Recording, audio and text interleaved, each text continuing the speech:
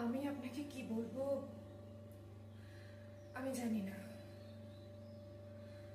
আসলে ভুলটা তো আমার, আর এখন আমার ভুলের জন্য আপনাকে অনেক কথা শুনতে হবে।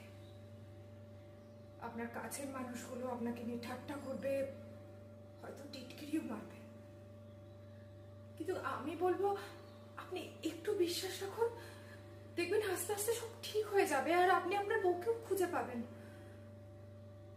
তবে আমার আপনার কাছে একটা অনুরোধ আছে, আপনি আপনি প্লিজ কাউকে বলবেন না যে আমি এখানে আছি।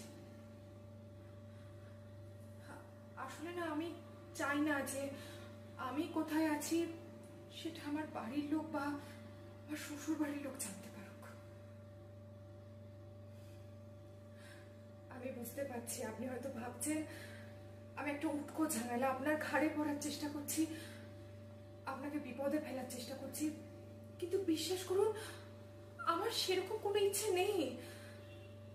আমি তো নিজেই একটা বিপদে পড়ে উঠছি। প্লিজ প্লিজ আমার একটা উপকার করবেন, আমাকে অন্তত কিছুদিনের জন্য আপনার বাড়িতে আশ্রয় দেবেন।